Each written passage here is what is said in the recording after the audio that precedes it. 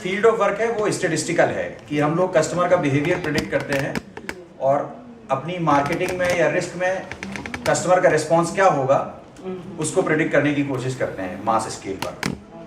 तो इन GE I was mainly in marketing and in Amazon I am in mainly in risk.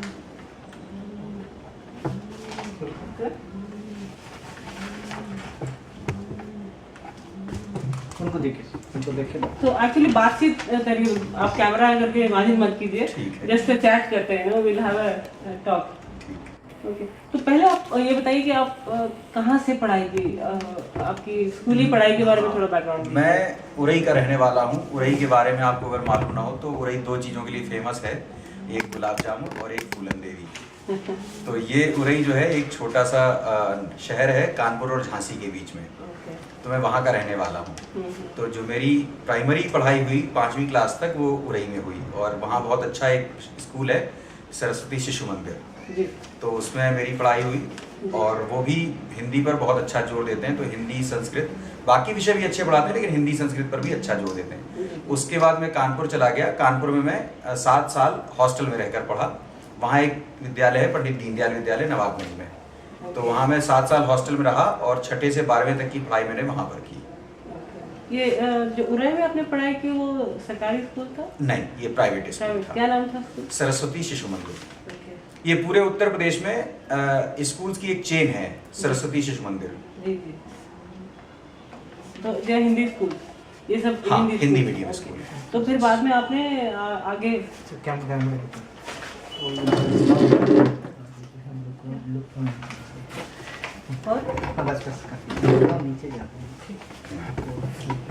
फिर बाद में आप दीनदयाल। हाँ, फिर मैं दीनदयाल चला गया और वहाँ मैंने हॉस्टल में रहकर पढ़ाई की। तो दीनदयाल उन दिनों एक नया स्कूल था लेकिन बहुत ही डेडिकेशन के साथ, समर्पण के साथ खोला गया था और उसमें बहुत समर्पित लोग अध्यापक थे जो कि हॉस्टल में ही रहते थे, बच्चों की केयर करते थे। तो वहाँ पर मैंने 7 साल पढ़ाई की। तो हिंदी में ही आपने प्राइमरी और हाई स्कूल पढ़ाई की, तो कैसा रहा एक्सपीरियंस हिंदी मतलब? अब देखिए, ये तुलनात्मक चीज है। उस समय तो हमें मालूम ही नहीं था कि हिंदी के अलावा दुनिया में कुछ है। तो हम लोग अंग्रेजी को केवल एक सब्जेक्ट की तरह पढ़ते थे और या फिर साइंस के जो सब्जेक्ट्स थे, फिजिक्स, केमिस्ट्री या मैथ्स, उनमें बहुत सारे शब्द अंग्रेजी के आते थे तो वो केवल उनको टेक्निकल वर्ड्स की तरह पढ़ लेते थे, लेकिन जो भाषा थी और जो बोलचाल थी वो सब हिंदी में थी, किताबें भी हिंदी में थी। तो उस समय तक तो हम लोगों ने कल्पना ही नहीं की थी कि ये सब अंग्रेजी में पढ़ा जा सकता है। तो मेरी 12वीं क्लास तक 10+2 तक मुझे उस दुनिया की कल्पना ही नहीं थी कि जहाँ सब कुछ अंग्रेजी में होता है। तो हम उस समय तक अंग्रेजी को एक सब्जेक्ट की तरह ट्रीट करते थे और ये मानते थे कि चूंकि ये फिजिक्स केमिस्ट्री का अधिकतर ज्ञान विदेशों से आया है, जो आधुनिक ज्ञान है, इसलिए उसमें अंग्रेजी के बहुत सारे शब्द हैं। तो मैंने कभी कल्पना भी नहीं की थी कि उसके आगे क्या है। और तो कब से आप इंग्लिश का इंट्रोडक्शन कब से हुआ आपको? इंग्लिश का इंट्रोडक्शन मेरा IIT में हुआ। जब मैं 10+2 के बाद मैंने IIT का एंट्रेंस एग्जाम दिया और मेरा IIT कानपुर में एडमिशन हो गया, तो वहाँ पर सारी पढ़ाई अंग्रेजी में थी। तो कैसा रहा ये ट्रांजिशन हिंदी से अचानक अंग्रेजी में, और वो भी IIT का एग्जाम? ये ट्रांजिशन बहुत ज़्यादा खतरनाक था। मैं जब उन दिनों को याद करता हूँ तो कई बार मैं कांपने, मतलब कभी छूट जाती है, क्योंकि जब हम लोग IIT पहुंचे तो हम लोगों का एक छोटा सा एग्जाम हुआ, अंग्रेजी में एक ऐसे लिखवाया गया और उसके आधार पर हम लोगों को सेक्शन बांटे गए।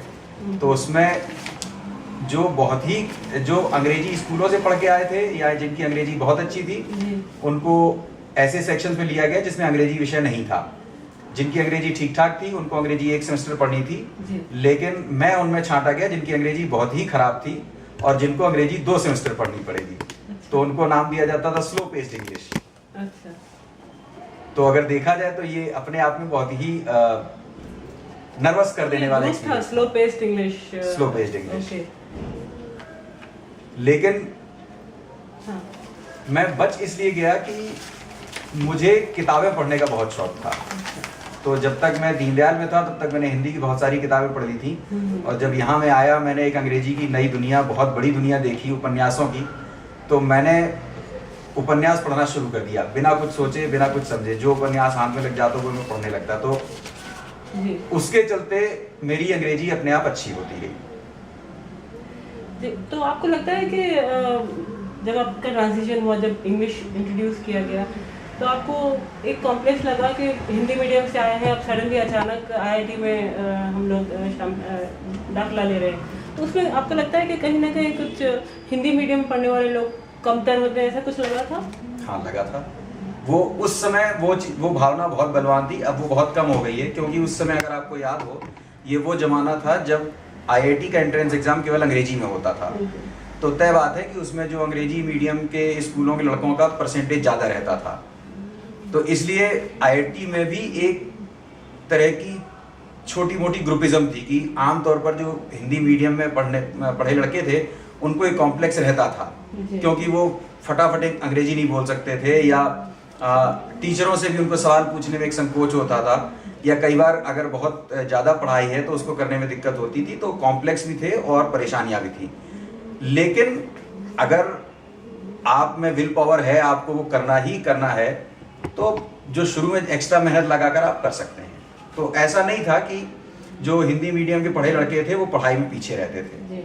और अब तो चूंकि IIT का एग्जाम सारी लैंग्वेजेस में होता है, तो अब मुझे एग्जैक्टली पता नहीं है, लेकिन मुझे लगता है कि IITs में भी उस तरह का अंग्रेजी का आतंक अब नहीं रह गया जैसा पहले हुआ करता था। आतंक, अंग्रेजी का आतंक कह रहे हो आप, तो आपको लगा था कि वो एक आतंक जैसा? हाँ, ये लैंग्वेज का इंट्रोडक्शन आतंक कह रहे हैं आप? आतंक मैं उसको बहुत ही हल्केपन में कह रहा हूँ, लेकिन आप उस एज की कल्पना करिए, वो टीनेज है जहाँ पर आप मैच्योर नहीं, आपको लगता है कि दिखावा भी बहुत बड़ी चीज़ है, और लड़कियों से दोस्ती बहुत बड़ी चीज़ है, या क्लास में आगे रहना बहुत बड़ी चीज़ है, और आप सब अपने कॉलेजेस के टॉपर्स हैं, और माँ बाप ने बड़े अरमानों के साथ IIT में भेजा है, और वहाँ जाके जब आप देखते हैं कि आप एक वर्ग है जो पूरा आपसे ऊंचा है, और केवल इसलिए कि वो अंग्रेजी स्कूलों से पढ़कर आया है, या जो अंग्रेजी के साथ ज़्यादा नेचुरल हैं, जो आगे बढ़ के बोल सकते हैं, जो इवेंट्स में पार्टिसिपेट कर सकते हैं, तो एक कॉम्प्लेक्स हो जाना स्वाभाविक है। जी, आपके क्या सब्जेक्ट रहे उसको, टेक्निकल सब्जेक्ट? मैंने IIT कानपुर से एरोस्पेस में बीटेक किया है। एरोस्पेस में बीटेक किया, तो ये कैसा रहा आपका? क्योंकि एरोस्पेस का मतलब यही हुआ कि बहुत सारी टर्म्स और हाँ। जो टर्मिनोलॉजीज होती है सारी इंग्लिश में होती है, तो ये कैसे आपने सीखा? तो ये चीज़ केवल एरोस्पेस के लिए नहीं, सारे डिपार्टमेंट के लिए सही है, क्योंकि सब में अंग्रेजी पूरी होती है। तो उसमें डिपार्टमेंट से ज़्यादा लेना देना नहीं है, वो इन जनरल एक डिफिकल्टी थी जो मैंने पढ़ के पूरी की। तो उसमें यह था कि शुरू में मुझे बहुत दिक्कत आई, ये बात मानने में मुझे कोई संकोच नहीं कि शुरू के 2-3 साल में बहुत ज़्यादा परेशान रहा कि कैसे मैं पढ़ूं, कैसे मैं कवर अप करूं, कैसे और लोगों के बराबर आऊं। तो ये भी सही है कि शुरू में मैं काफ़ी तेज़ी से पिछड़ता चला गया। फिर एक समय जब आया, मुझे लगा कि अब ये पानी जो है सिर के ऊपर हो गया है, तो अब मुझे अगर सरवाइव करना है तो मुझे दम लगानी पड़ेगी। तो मैंने दिमाग से सब कुछ निकाल के और ब्रूट फोर्स से, मतलब जितनी भी दम लग सकती उसे पढ़ाई शुरू की, हो गया जी। तो आपको क्या लगता है, विज्ञान जैसे शब्द मातृभाषा में होनी चाहिए, या फिर हिंदी मीडियम में पढ़ाई करने की वजह से इस पर असर पड़ता है? जैसे एरोनॉटिक्स है, या फिर साइंस है, फिजिक्स है, ये सारे बहुत मतलब टेक्निकल सब्जेक्ट्स हैं। हाँ, फर्क पड़ता है। फर्क इसलिए पड़ता है कि आपको एक एक्स्ट्रा एफर्ट लगाना पड़ता है केवल अंग्रेजी सीखने के लिए, या अंग्रेजी में वो सारी टर्मिनोलॉजी सीखने के लिए, जो कि उन बच्चों को नहीं लगाना पड़ता है जो पहले से अंग्रेजी मीडियम से पढ़कर आए हैं। लेकिन फिर भी मैंने देखा कि हिंदी मीडियम के बच्चों की संख्या IIT में अच्छी खासी थी। इस खासतौर पर बिहार के या उत्तर प्रदेश के, पंजाब के, दिल्ली के बहुत सारे लड़के थे जो हिंदी मीडियम स्कूलों से आए थे, और मुझे ये कभी नहीं लगा कि वो अपने अंग्रेजी मीडियम के स्कूल के बच्चों से बहुत पीछे हैं। मेरा केस इसलिए अलग था कि मुझे पढ़ाई से ज़्यादा इंटरेस्ट उपन्यासों में था, तो मैं अक्सर पढ़ाई छोड़ के उपन्यासों में घुसा रहता था, इसलिए मुझे दिक्कत हुई। इसलिए मेरा उदाहरण आप जनरलाइज नहीं कर सकते, लेकिन जो लोग अलर्ट थे, जो लोग पढ़ने वाले थे, उन्होंने थोड़े दिन में वो सब सीख के कवर अप कर। तो बोलचाल इंग्लिश, कॉन्वर्सेशन जो इंग्लिश में बातचीत हो, वो तमाम चीजें सीखने में कितना वक्त लगा आपको? अब जब IIT में आए तो ऑब्वियसली जब हायर स्टडीज, उसमें मुझे बहुत ज़्यादा समय लगा, क्योंकि अंग्रेजी में अगर आप देखें तो अंग्रेजी में टेक्निकल लैंग्वेज डिफिकल्ट नहीं है, किताबी लैंग्वेज भी डिफिकल्ट नहीं है। जो हिंदी मीडियम के बच्चे हैं उसमें भी आपको बहुत सारे मिलेंगे जो अंग्रेजी पढ़ सकते हैं और लिख सकते हैं, लेकिन बोलना सबसे मुश्किल काम है, क्योंकि अंग्रेजी में स्मॉल टॉक जो है वो सबसे मुश्किल चीज़ होती है। तो उसको सीखने में हम लोगों को सबसे ज़्यादा समय लगा। अब कितना कंफर्टेबल है, अब how comfortable are you in English? अब ये आप इससे अंदाज लगा सकते हैं कि मैंने एक 400 पेज का प्ले लिखा हुआ है अंग्रेजी में। अच्छा। तो अब मुझे लगता है कि अंग्रेजी पढ़ने लिखने बोलने में मुझे कोई संकोच नहीं है, लेकिन अभी भी जब मैं उन लोगों से मिलता हूं जो बचपन से अंग्रेजी पढ़े हुए हैं, तो स्मॉल टॉक में अभी भी मैं उनके बराबर नहीं आ सकता। तो जो एक फ्लो होना चाहिए जी, वो अभी भी नहीं है, और वो जिंदगी भर नहीं आ सकता। वो एक ऐसी चीज है जो बचपन से ही आ सकती है, माँ के दूध के साथ आ सकती है जी। और उससे मैं कहता हूँ कि कॉम्प्लेक्स होना भी नहीं चाहिए। बिल्कुल बिल्कुल, कॉम्प्लेक्स हाँ। के उसमें गुंजाइश ही नहीं है। तो ये बताइए कि आप हिंदी मीडियम से हैं, आपने आईआईटी में पढ़ाई की, टेक्निकली आप इक्वल रहे इंग्लिश मीडियम के लोगों के छात्रों के साथ भी। अब जब आप जॉब करने लगे तो यहाँ पर आपको कोई दिक्कतें हुई because of your Hindi medium? When you worked in big companies, जैसे बड़ी बड़ी कंपनियों में काम किया आपने, जी में काम किया, अमेजन में काम किया। अमेजन तो अमेरिकन कंपनी है, तो आपको क्या दिक्कतें आई या फिर आसान था? अंग्रेजी की वजह से कोई दिक्कत नहीं आई, क्योंकि एक तो आईआईटी में पढ़ने के बाद अंग्रेजी इतनी अच्छी तो हो ही गई थी कि अपने विचार व्यक्त कर सकते हैं, जो कि मुख्य बात है। क्योंकि आप अगर देखें, जैसे आईआईटी में था वैसे इन कंपनियों में भी है कि इन कंपनियों में हर कॉलेज के पढ़े हुए बच्चे हैं और हर प्रदेश के बच्चे हैं। उनमें से बहुत लोग ऐसे हैं जो जिनकी अंग्रेजी उतनी अच्छी नहीं है जितनी मेरी है और जो मुझसे ऊंची पोस्ट पर हैं।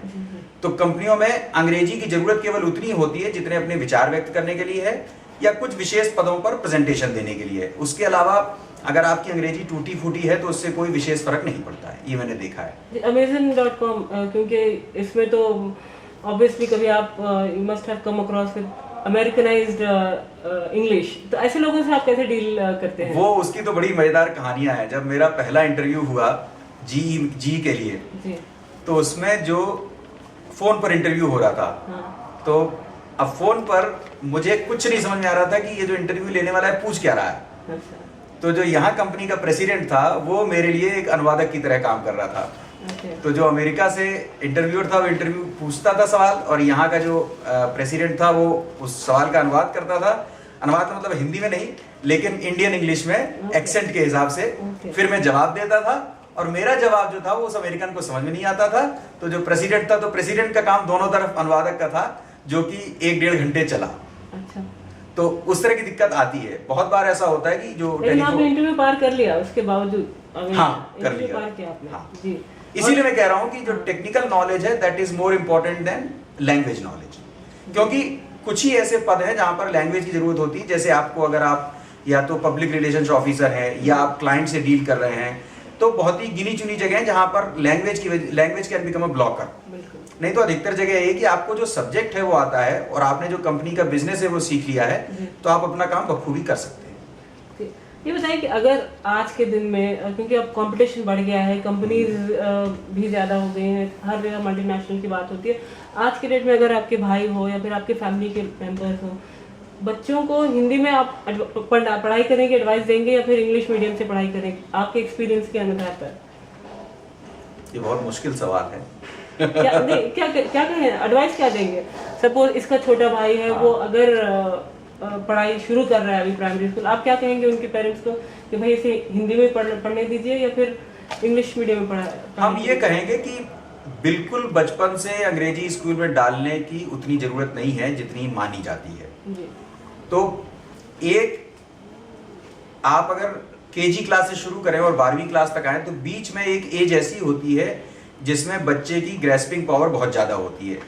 उस समय उसको अंग्रेजी स्कूल में डाल देंगे तो काम चल जाएगा। जरूरी नहीं कि आप बचपन से उसको अंग्रेजी स्कूल में डालें, क्योंकि उसके भी अपने परिणाम हैं, दुष्परिणाम हैं, जो हम लोग देखने से अभी इनकार कर रहे हैं, लेकिन जो आगे आते हैं। क्योंकि उससे क्या होता है कि अगर आपके घर में सारी भाषा हिंदी है और सारा रहन सहन दूसरी तरह का है और स्कूल में बिल्कुल अलग तरह की चीज है, तो जो बच्चे के अंदर कॉम्प्लेक्स जागता है, वो भी जो डिफरेंस का कॉम्प्लेक्स है, वो भी एक कॉम्प्लेक्स है जो हम लोग अभी देखने से मना कर रहे हैं, लेकिन जिसके दुष्परिणाम सामने आ सकते हैं। तो ये देखना चाहिए कि बच्चे का कंफर्ट लेवल क्या है।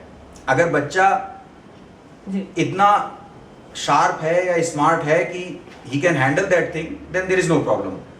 अदरवाइज उसको अगर आपने 9वीं क्लास में भी अंग्रेजी स्कूल में डाला या 7वीं 8वीं डाला, तो उससे काम चल जाएगा। आपके परिवार में कितने लोग हैं जो हिंदी मीडियम में पढ़ाई कर रहे होंगे अभी? हमारे परिवार में तो पढ़ने वाले हैं ही नहीं, हमें अकेले पढ़े लिखे लेकिन अच्छा। मैं मजाक कर रहा हूँ, अधिकतर लोग हिंदी मीडियम में पढ़े। अच्छा। इस समय जो नई जनरेशन है, हाँ, जो जनरेशन में मेरे भतीजे की जनरेशन है, जी। उसमें काफी बच्चे अंग्रेजी स्कूलों में पढ़े हैं। ये इंग्लिश मीडियम की पढ़ाई की है। Yes.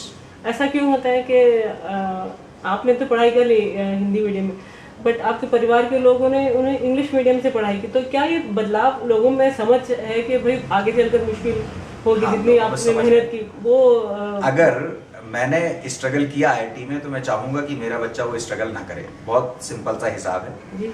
और दूसरी चीज ये भी है कि मार्केट की इसको जरूरत कह सकते हैं कि मार्केट की जरूरत के हिसाब से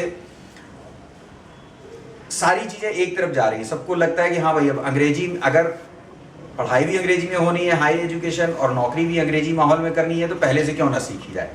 तो इसी वजह से जो अंग्रेजी स्कूल हैं वो ज़्यादा पॉपुलर हैं मार्केट में, और इसी वजह से जो प्योर हिंदी मीडियम स्कूल हैं उनकी डिमांड कम होती जा रही है और उनको ग्रांट्स कम होती जा रही हैं। तो क्या करना चाहिए हिंदी भाषा के विकास के लिए? आपको क्या लगता है कि क्या और करना चाहिए हिंदी भाषा के विकास के हिसाब से देखा जाए? ये भी आप मुश्किल सवाल पूछेंगे। नहीं, बिकॉज आपको पता है कहाँ पर खामियां हैं, क्योंकि आप हिंदी मीडियम से पढ़ चुके हो। तो कैसे इसको डेवलप किया जाए, कैसे इसका विकास हो? देखिए, हिंदी का विकास कैसे हो, ये तो मैं जवाब देने में थोड़ा संकोच करूंगा, क्योंकि मैं मतलब उस स्तर पर नहीं हूं कि मैं उतने बड़े बड़े सवालों के बारे में सोच पाऊं। लेकिन मैं इतना कह सकता हूं कि अपनी मातृभाषा है और उसको पढ़ने लिखने बोलने में जितना रस है, सुख है, वो आपको किसी विदेशी भाषा में कभी नहीं आ सकता। आप एक पूरी जिंदगी अमेरिका में बिता दें तब भी नहीं आ सकता है। तो केवल अपने सुख के लिए, केवल अपने आनंद के लिए हिंदी से जुड़े रहना जरूरी है, क्योंकि अगर आपने वो नहीं किया तो कभी ना कभी खुद आपको एक खटकने लगेगा कि आप अपनी जड़ों से कट गए हैं और जो रस आपको आना चाहिए कला में, साहित्य में, वो नहीं आ रहा है। जी, एक आखिरी सवाल, क्या आपको लगता है कि इंग्लिश सक्सेस की भाषा है? क्या आप मानते हैं इसको? सक्सेस के लिए इंग्लिश आना जरूरी है? कामयाबी के लिए, अपने प्रोफेशन में हो या फिर जिंदगी में कामयाब होने के लिए इंग्लिश आना जरूरी है? हाँ भी और नहीं भी। अब जैसे बहुत सारे अभी भी काम धंधे ऐसे हैं, जैसे अपने आप व्यापारियों को लें तो उनमें बहुत सारे व्यापारी हैं जिनको अंग्रेजी बिल्कुल नहीं आती है, लेकिन जो करोड़पति हैं। और उसके मुकाबले अगर आप किसी छोटी मोटी आईटी नौकरी करने वाले को देखें तो उसको अंग्रेजी आती है, लेकिन उसकी तनख्वाह हो सकता महीने में 20-30 हज़ार से ज़्यादा नहीं है। तो अगर इस तरह का कंपैरिजन करेंगे तो मैं कह सकता हूँ कि अभी भी बहुत सारे व्यवसाय ऐसे हैं जहाँ पर बिना अंग्रेजी के काम चल सकता है। बट हैविंग सेड दैट, अंग्रेजी वास्तव में कुछ हद तक सक्सेस की भाषा है, कुछ दिखावे के रूप में और कुछ असलियत में। असलियत में ऐसे कि आपको टेक्निकल टर्म्स आना ही चाहिए, आपके पास अंग्रेजी किताबें पढ़ने की काबिलियत होनी चाहिए, आपको अंग्रेजी में अपनी बात कहना आना चाहिए। आप अगर किसी अंग्रेजी देश में हैं तो वहाँ पर आपको लोगों से इंटरेक्ट करना आना चाहिए। लेकिन उसके अलावा एक और चीज़ भी है कि केवल दिखावे के लिए भी अंग्रेजी की ज़रूरत बहुत ज़्यादा है। जैसे बहुत सारी जगह ऐसी जहाँ अंग्रेजी की ज़रूरत नहीं है, लेकिन वहाँ भी जो थोड़ी बहुत अंग्रेजी दिखा देगा उसकी इज्जत ज़्यादा होगी। तो अगर बिल्कुल ही आप कहें प्योर मार्केट सेंस में, तो अंग्रेजी की कीमत है। थैंक यू, धन्यवाद हिंदी में। बट ये कहते हैं ना कि मीडियम में पढ़ाई करने से सोच भी मीडियम की हो जाती है। तो ये मैं कहूँगा कि आपके अपने कैलिबर पर डिपेंड करता है। आप ये जो आप कहना चाहती हैं वो शायद मैं कह दूं कि आप कह रहे हैं कि कई लोग कहते हैं कि जैसे आप हिंदी में पढ़े तो आप हमेशा हिंदी में सोचते हैं। हिंदी में सोचते हैं, वो कैसे लागू होता है? ये इसके लिए अपने हिंदी में बहुत सुंदर दोहा है, करत करत अभ्यास ते जड़मत होत सुजान, रसरी आवत जात प्रत्यय सिल पर परत निशान। आप अभ्यास, मैं ये ले लेती हूँ, ठीक है। आप अभी बता रहे थे वो जो दोहा है, क्या है? आप कह रहे थे कि हिंदी में पढ़ाई करने से सोच हिंदी में ही करते हैं, कैसे? नहीं, ऐसा नहीं। मैं कह रहा हूँ कि अगर आप ये चाहते हैं कि आप अंग्रेजी में सोच पाएं तो आपको अंग्रेजी का अभ्यास करना पड़ेगा। और ये चीज़ केवल भाषा के लिए सही नहीं है, ये चीज़ किसी भी चीज़ के लिए सही है। आप आईआईटी में पढ़ने के बावजूद जब कंपनी में काम करने जाते हैं तो वहाँ आपको बहुत कुछ ऐसा है जो नहीं मालूम होता है, और वो केवल अभ्यास से आता है। सोच पर डिपेंड है। जैसे आपको दोहा बता रहे थे, हाँ। वो बोलिए थोड़ा।